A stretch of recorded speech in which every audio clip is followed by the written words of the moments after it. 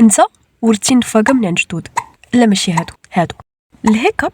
النفاقه او الحزوقه باللغه العربيه هي عباره على تقلص مفاجئ ولا ارادي لعضله الحجاب الحاجز لو ديافراغم، وهي العضله اللي كتفصل ما بين الصدر والبطن وكتحكم في التنفس. ملي كيتهيج العصب اللي كيتحكم في الحجاب الحاجز لو نيرفرينيك بسبب الاكل السريع، المشروبات الغازيه او الانفعال، كتقلص هاد العضله فجاه. هادشي اللي كيخليك تشهق الهواء بالزربه، ومن بعد اجزاء من ثانيه كتسد ليبيكلوت فجاه باش ما يدخلش الهواء اكثر. وهذا الانغلاق هو اللي كيصدر الصوت ديال ها.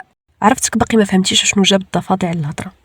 انا نشرح لك. حسب نظريه التطور بزاف ديال العلماء كيفكروا ان الحزوقه كتشبه بزاف الطريقه اللي كتنفس بها البرمائيات بحال صغار الضفادع. هاد الكائنات عندها رئه وخياشيم في نفس الوقت، وباش تنفس بلا ما يدخل الماء للرئه ديالها كتتفاعل الماء عبر الخياشيم ومن بعد كتسد ليبيغلوت بالزربه. وهذا الشيء اللي كيوقع بالضبط في الهيكاب.